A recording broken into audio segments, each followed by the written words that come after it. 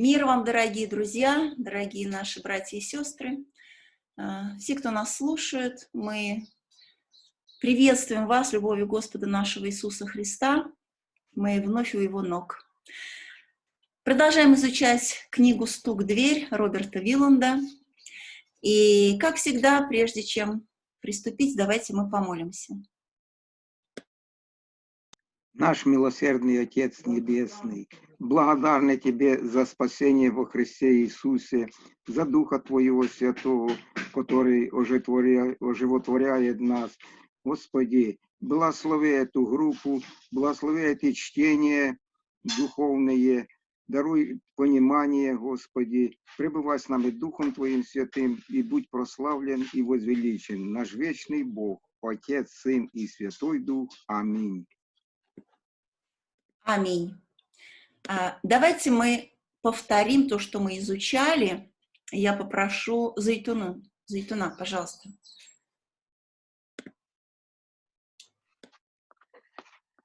Мы изучали на том уроке, это у нас подзаглавие, когда вся неправда действительно ощущается.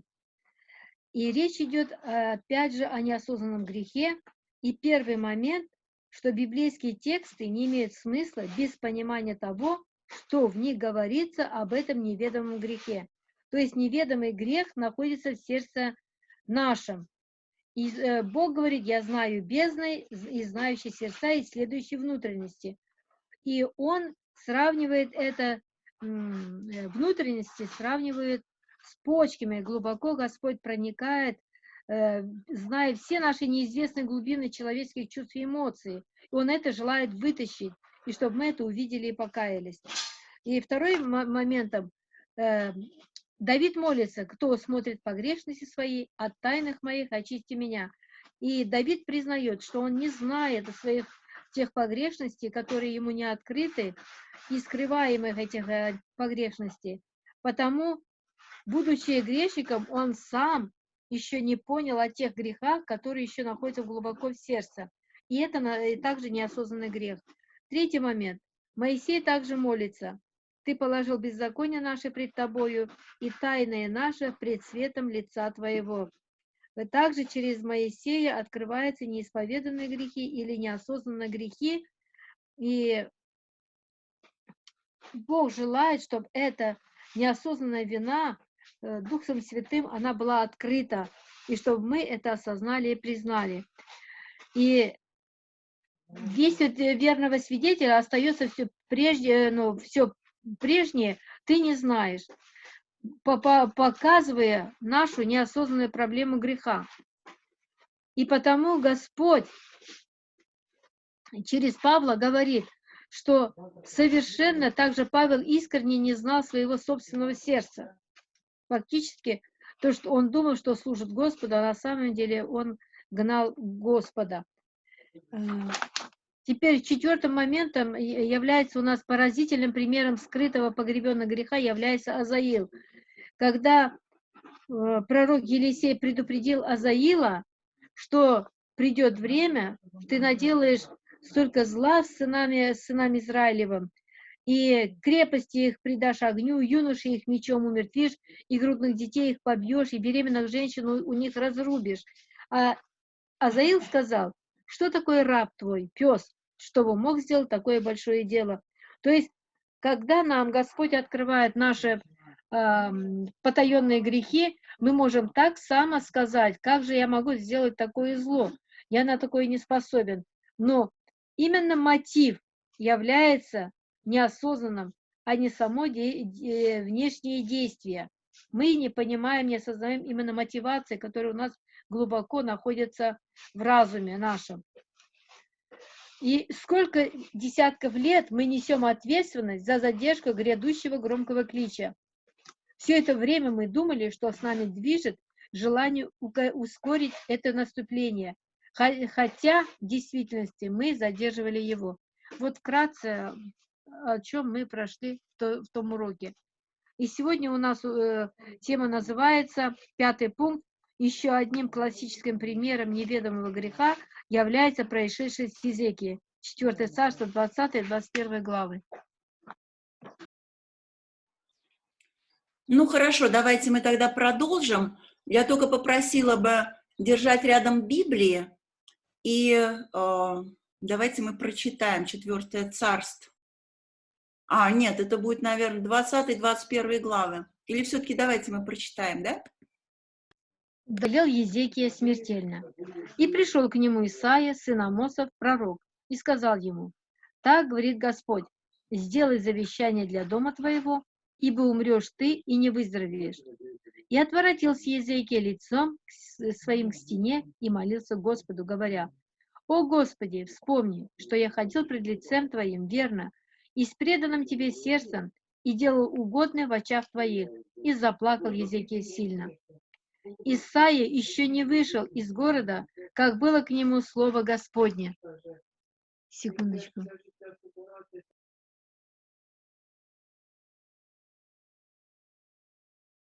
«Возвратись и скажи Езекии, владыке народа моего: так говорит Господь, Бог Давида, отца твоего: я услышал молитву твою, увидел слезы твои. Вот я исцелю тебя. 3-й день пойдешь в дом Господень, и прибавлю к дням твоим 15 лет, и от руки царя сирийского спасу тебя и город сей, и защищу город сей ради себя и ради Давида, раба моего». И сказал Исаия: «Возьмите пласт смог». И взяли, и приложили к нарыву, и он выздоровел. И сказал Езекия Исаии: «Какое знамение, что Господь исцелит меня, и что пойду я на 3-й день в дом Господень?» И сказал Исаия: «Вот тебе знамение от Господа, что исполнит Господь слово, которое он изрек. Вперед ли пройти тени на 10 ступеней, или воротиться на 10 ступеней?» И сказал Езекия: «Легко тени продвинуться вперед на 10 ступеней. Нет, пусть воротится тень назад на 10 ступеней». И воззвал Исаия пророк Господу, и возвратил тень назад на ступенях, где она спускалась по ступеням Ахазовым, на 10 ступеней. В то время послал Берадах, Баладан, сын Баладана, царь Вавилонский, письма и подарок Езекии, ибо он слышал, что Езекия был болен. Езекия, выслушав посланных, показал им кладовые свои, серебро и золото, и ароматы, и масти дорогие, и весь оружейный дом свой, и все, что находилось в сокровищницах его. Не осталось ни одной вещи, которой не показал бы им Езекия в доме своем и во всем владении своем. И пришел Исаия пророк к царю Езекии и сказал ему: «Что говорили эти люди, и откуда они приходили к тебе?» И сказал Езекия: «Из земли далекой они приходили, из Вавилона». И сказал Исаия: «Что они видели в доме твоем?» И сказал Езекия: «Все, что в доме моем они видели. Не осталось ни одной вещи, которой я не показал бы им в сокровищницах моих». И сказал Исаия Езекии: «Выслушай слово Господне. Вот придут дни, и взято будет все, что в доме твоем, и что собрали отцы твои до сего дня».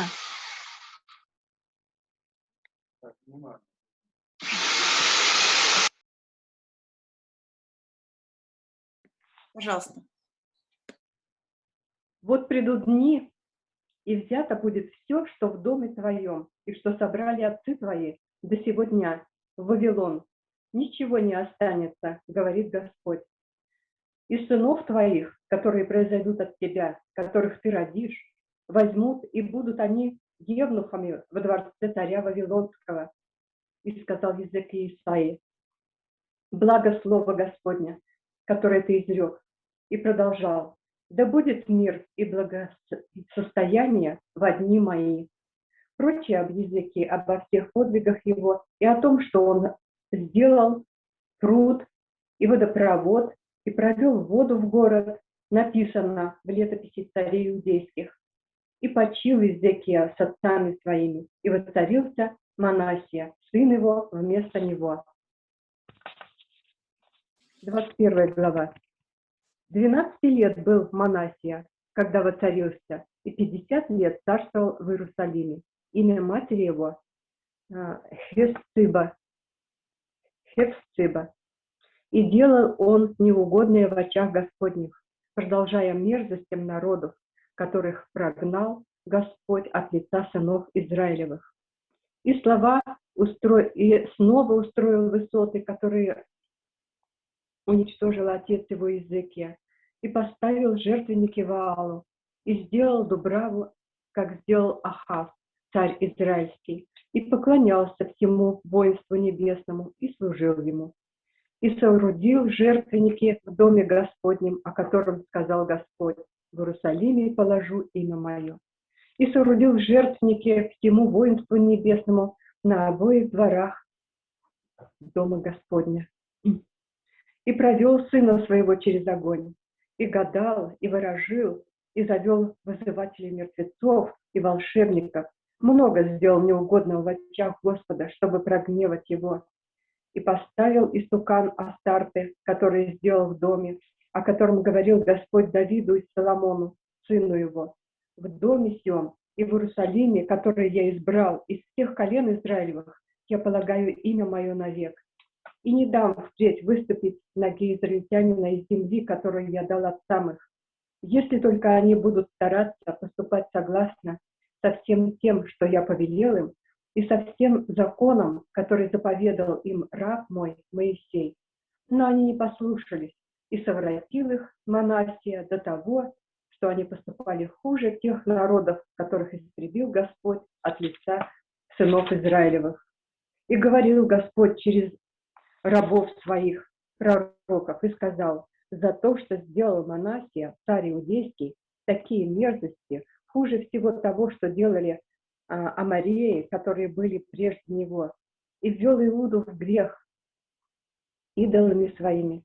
Зато так говорит Господь, Бог Израилев: вот я наведу такое зло на Иерусалим и на Иуду, о котором кто услышит, зазвенит в обоих ушах у того.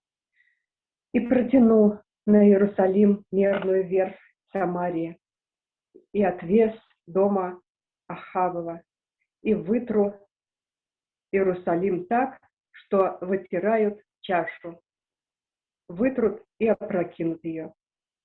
И отвергну остаток удела моего, и отдам их в руку врагов их, и будут на расхищение и разграбление всем неприятелям своим.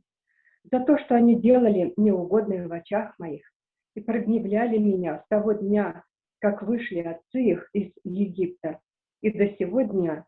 Еще же пролил Манассия и весьма много невинной крови, так что наполнил его Иерусалим от края до края, сверх своего греха, что он завлек Иуду в грех, делать неугодное в очах Господних. Прочее о Манассии, обо всем, что он сделал, и о грехах его, в чем он согрешил, написано в летописи царей иудейских. И почил Манассия с отцами своими, и погребен в саду при доме его, в саду у Узы. И воцарился Амон, сын его, вместо него. 22 лет был Амон, когда воцарился, и 2 года царствовал в Иерусалиме. Имя матери его Миш-Лелемех, дочь Харуса из Ядбы. И делал он неугодное в очах Господних так, как делал Манассия, отец его. И ходил той же точно дорогою, которую ходил отец его, и служил идолам, которым служил отец его, и поколебался, и поклонялся им. И оставил Господь Бог, и оставил Господа, Бога отцов своих, и не ходил путем Господним. И составили заговор слуги Амоновы против него, и умертвили царя в доме его. Но народ земли перебил всех бывших в заговоре против царя Аммона. И воцарил народ земли Исаию, сына его, вместо него. Прочее об Амоне, что он делал, написано в летописях царей иудейских. И похоронили его, и погребен в гробнице его, в саду Узы. И воцарился Иосия, сын его, вместо него.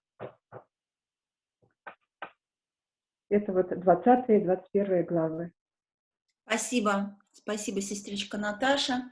Ну что, будем продолжать читать и увидим, что же это за вот такой классический пример неведомого греха, который произошел вот с Изекией.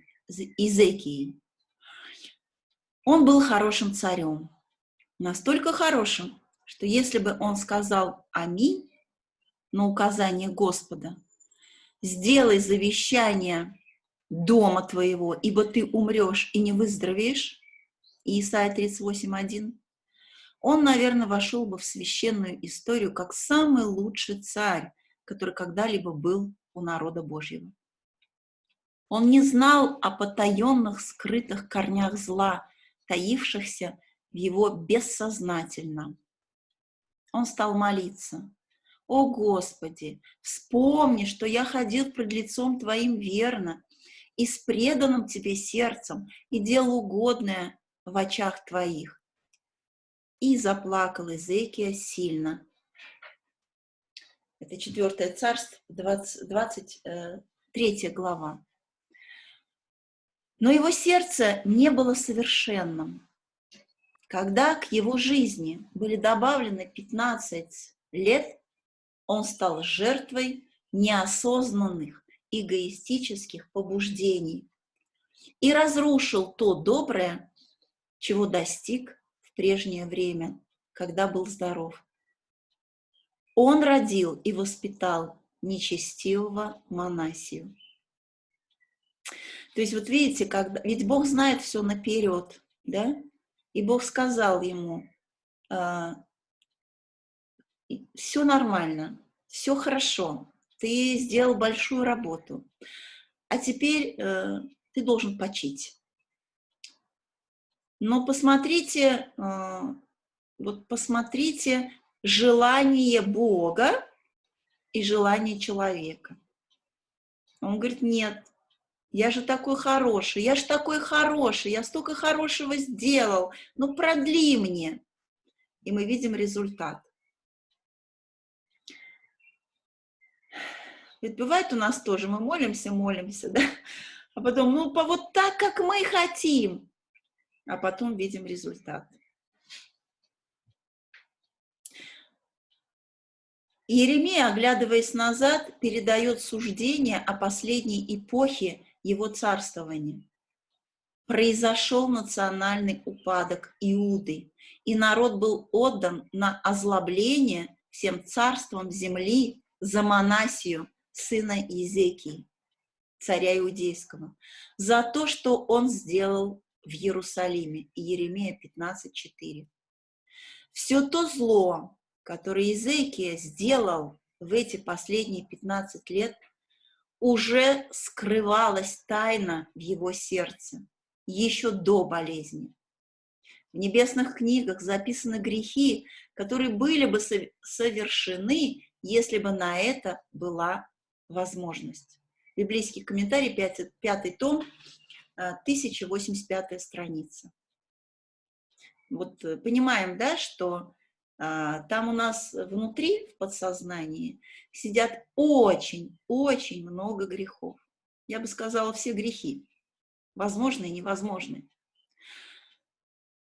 И если нас поставить в определенную ситуацию, да, то они из нас просто полезут.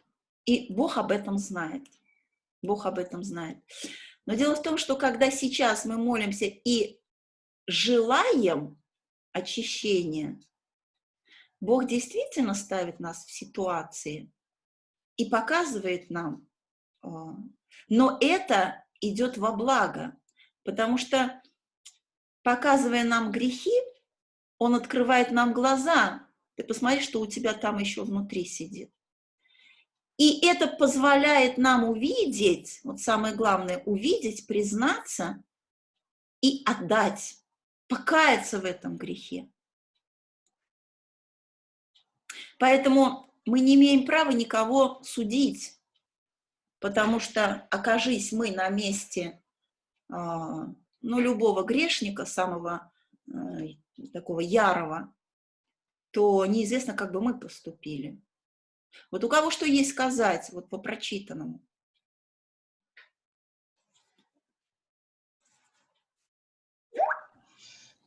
Так и есть. Да, Тань, пожалуйста. Спасибо, Зайтуна.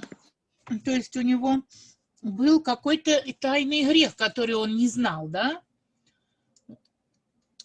Я так поняла, или я неправильно поняла? И Бог хотел его забрать уже?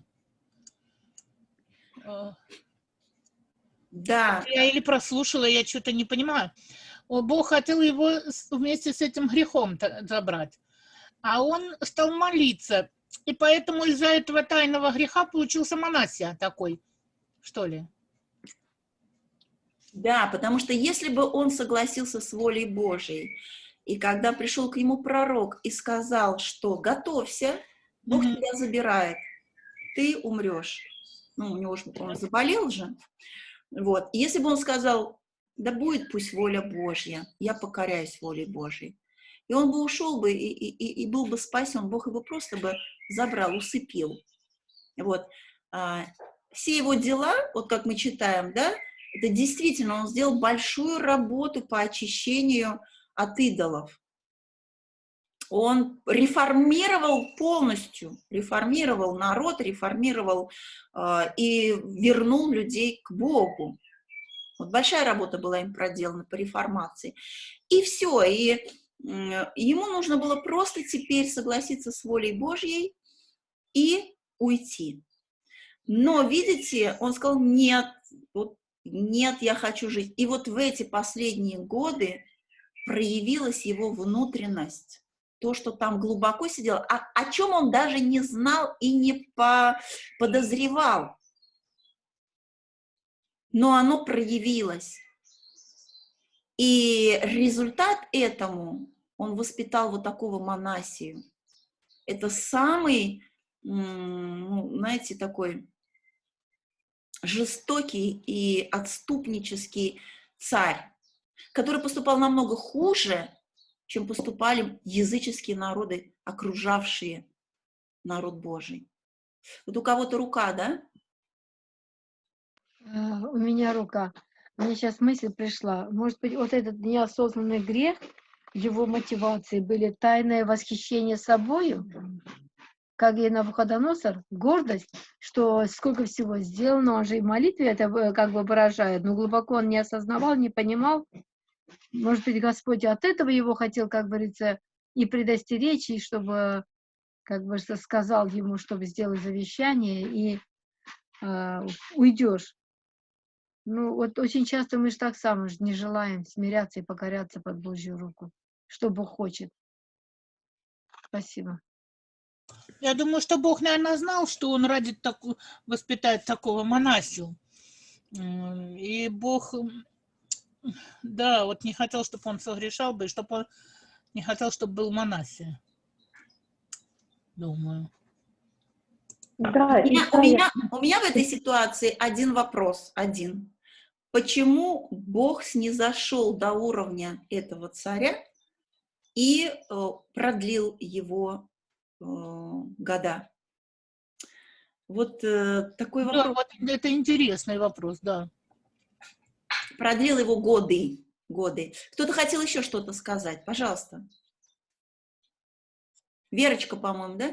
Да, можно я скажу? Вот мысль такая, что у меня... Вот его успешные годы, которые он служил царю, мы знаем, что и Соломон тоже успешно сначала служил вроде бы Богу. И вот эта гордость внутренняя в нем уже стала развиваться. Это мы видим хотя бы из того, как он прям буквально, когда за неделю выздоровел там или за сколько, приехали послы через какое-то время. И вот тот факт, как он себя вел, уже говорило о том, что он уже отошел от Бога на тот момент. И Бог вот это видел. И поэтому он хотел это вот как бы сохранить Иезекию вот на том уровне, на котором вот он застал его болезнью. Но и вообще, конечно, Господь видит, и у нас многие есть примеры жизненные, когда мы вымаливаем какие-то вещи, а потом очень в них раскаиваемся. Почему Господь идет нам как бы навстречу. Вот есть же моменты, когда он не отвечает, а тут он отвечает и дает вот эту положительный как бы ответ, который нам потом приходится сожалеть о нем. Наверное, он так нас научает чему-то, и не только нас, но и окружающих нас людей, чтобы мы смиренно просили Бога, чтобы мы больше Ему доверяли, нежели себе, чтобы были вот эти примеры, когда человеческое стремление настоять на своем, оно пагубно. И во всех случаях надо стремиться к тому, чтобы не мы, но Господь действовал в жизни и во всех обстоятельствах, потому что только Он сказал, только я знаю намерения, какие имею о вас, намерения во благо, а не во зло, чтобы дать вам будущность и надежду. Спасибо. Аминь. Спасибо. Спасибо, Верочка. Вот что значит согласиться с волей Божьей, да? Но если Бог так в смирении, да? Или противостоять и сказать, ну я ж такой хороший, посмотри, я сколько сделал. Ты не можешь меня забрать сейчас. Ты не можешь. Во-первых, присваивая себе все эти дела, и, во-вторых, гордыня. Вот, потому что гордыня и похвала собою именно мы видим в приеме вавилонских гостей. Хорошо, спасибо, спасибо. Идем дальше. Как и добрый царь Езекия, мы кажемся себе и пытаемся показать другим, служащим Господу, с преданным сердцем. Служащими Господу с преданным сердцем. В кавычках, да? Мы так долго неверно понимали 1 Иоанна 1:9, что не решаемся думать о возможности существования резервуара неосознанного греха после того, как мы обратились, в кавычках. Давайте почитаем 1 Иоанна 1:9. Если исповедуем грехи наши, то Он, будучи верен и праведен, простит нам грехи наши и очистит нас от всякой неправды. То есть вот этот стих мы понимаем неправильно, да? Да. И вот мы продолжаем. Мы исповедали свои грехи, настаиваем мы.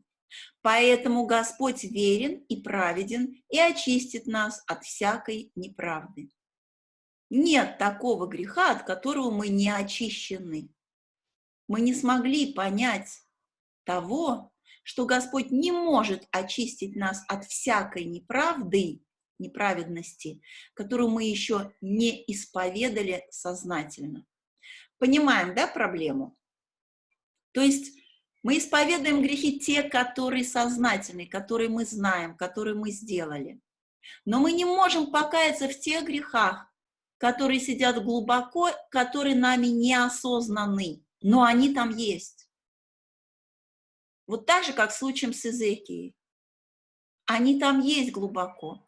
Но так как мы их не знаем, не видим и даже не думаем, что мы такие, что мы это сделаем, то он не может нам их простить, он не может их забрать. Поэтому мы не смогли понять того, что Господь не может очистить нас от всякой неправедности, которую мы еще не исповедали сознательно.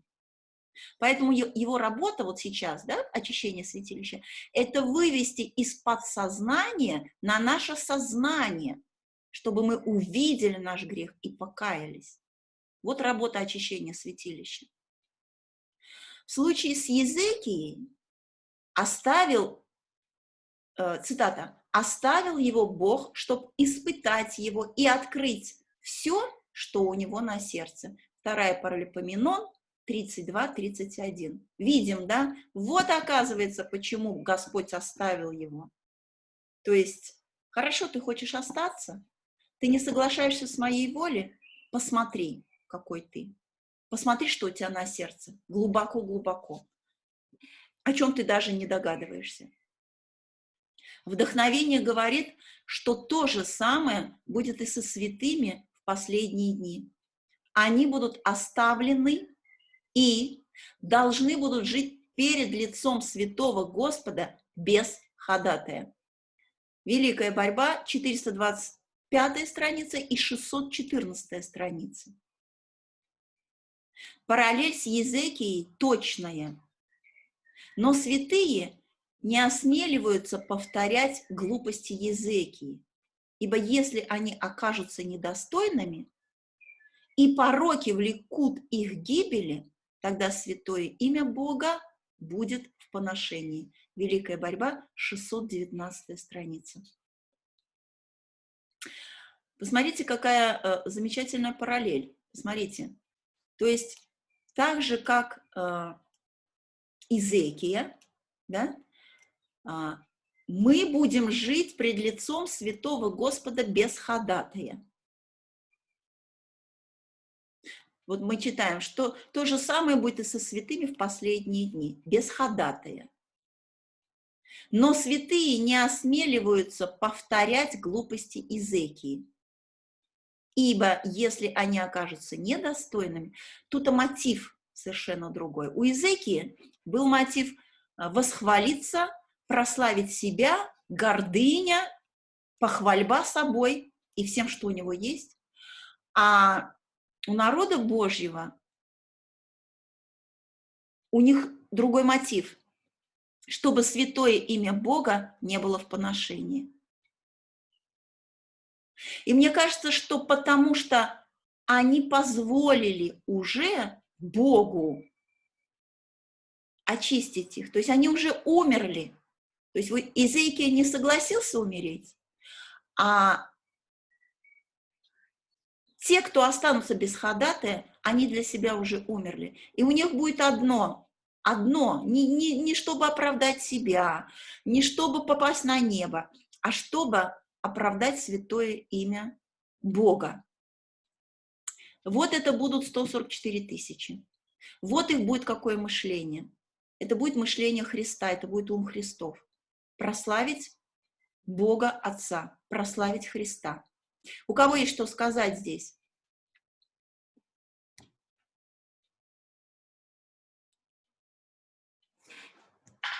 Да, вот важны мотивы.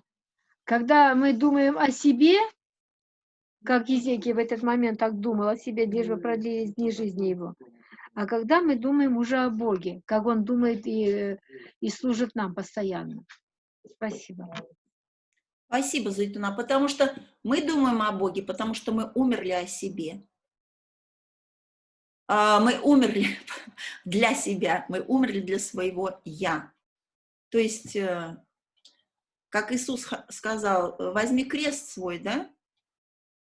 А крест, он ведет к смерти. Продолжаем. Защита Бога и вследствие этого успешное завершение великой борьбы между Христом и сатаной зависит от того, каким путем они пойдут там, где потерпел неудачу Езекия. Осмелится ли Бог позволить такое испытание, прежде чем они будут готовы? Езекия, спящий в гробе, является собой прообраз миллионов умерших добрых людей, в кавычках добрых. Они сознательно и искренне служили Господу так, как знали или понимали. Но подобно Езекии, ни одно поколение никогда не понимало полностью потенциала своих сердец, неосознанного отчуждения от Бога, лежавшего под поверхностью. Ни от кого не требовалось пройти беспрецедентное испытание, жить перед лицом святого Господа без ходатая. Причина этого в том, что никто не получал окончательного искупления, которое только и может исцелить проблему неосознанной вражды против Бога. Да, в истории Земли еще никогда не было последнего поколения, которые получили окончательное искупление, то есть изглаживание грехов. Не было такого поколения. Это будет единственный народ, Уникальный народ, которого не было и не будет. И который позволит Богу убрать эту проблему, вот эту неосознанную вражду против Бога. Выражение «окончательное искупление» не надо откладывать на чердак адвентистской церкви как ошибочное понимание наивных пионеров. Это выражение довольно часто встречается как имеющее смысл в трудах Эллен Уайт. Кроме того, есть много свидетельств того, что Писание поддерживает эту идею, неявно присутствующую в великолепной концепции очищения святилища. То есть окончательного искупления еще не произошло. Оно будет впереди в народе Божьем. Заметьте, ни одно поколение народа Божьего не получало окончательного искупления. То, что несколько человек были вознесены, как то Енох или Илия, может указывать на то, что этот опыт мог быть известен небольшому количеству разразненных людей в каждом поколении. Ну вот мы здесь с вами закончились. То есть, знаете, в каждом поколении были такие люди. Они уникальны. Но в последнее время у Бога будет целый народ. Уникальный народ. Это будет его армия.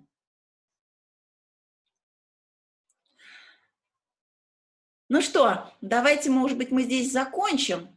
У кого есть что сказать по прочитанному абзацу, прочитанной теме, по опыту Иезекии?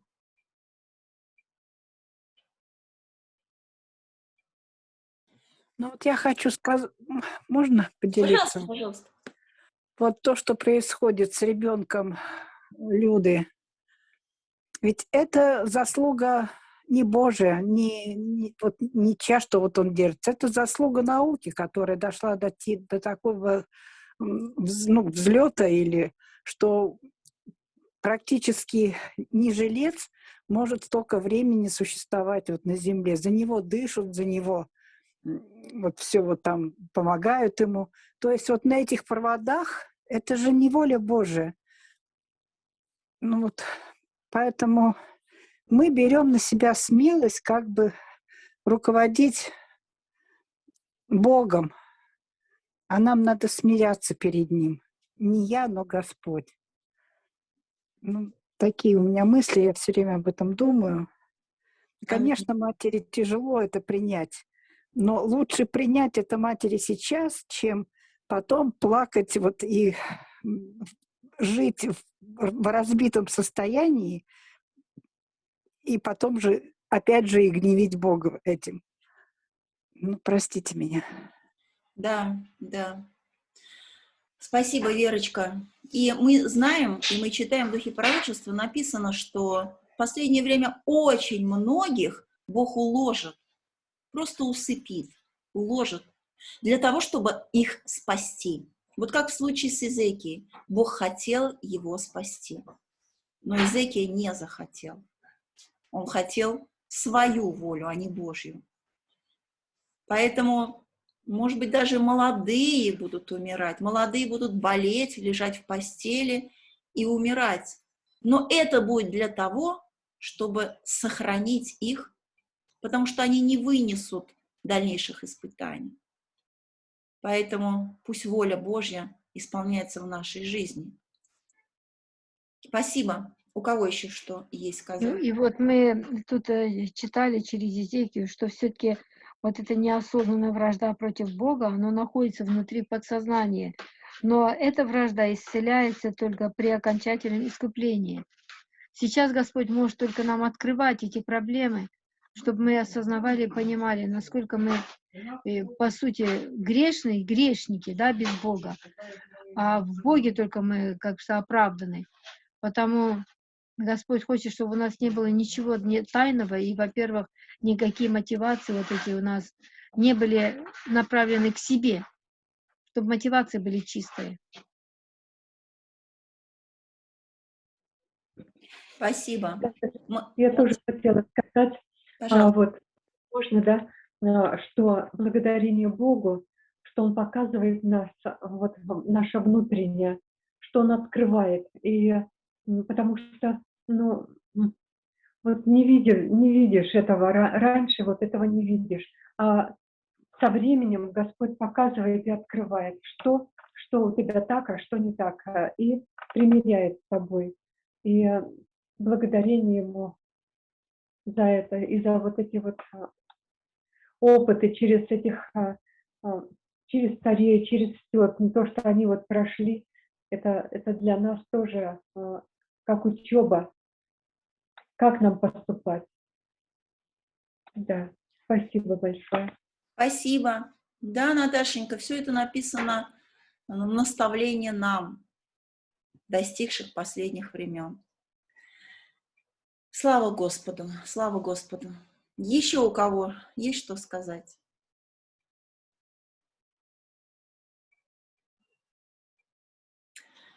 Ну что, тогда давайте... Да, пожалуйста, кто? Да, это я. Мне мысль пришла. А вот смотрите момент, когда Иисус говорит некоторым верующим, что отойдите от меня, делающие беззаконие. Я никогда не знал вас. И вот получается, что мы, будучи христианами в своих глазах праведными, да, поступающими правильно, как Гизеки, на самом деле можем оказаться вот такими, как говорится, несостоявшимися, что мы можем погибнуть и сами, и чтобы все наши поколения не погибли. Это тоже страшно. Спасибо. Я хотел продолжить мысль вот Зайтуны насчет этого, вот, что написано, что в последнее пришествие, в пришествии Иисуса Христа будут два класса людей, которые будут говорить, что мы Твоим именем там делали, исцеляли и много что делали, но Христос ему скажет, что отойдите от меня, я никогда не знал вас. А другие, мы знаем, которые они говорят, что да мы вроде как ничего не делали, вот, но он скажет им, что то, что вы сделали своему ближнему, то вы сделали мне.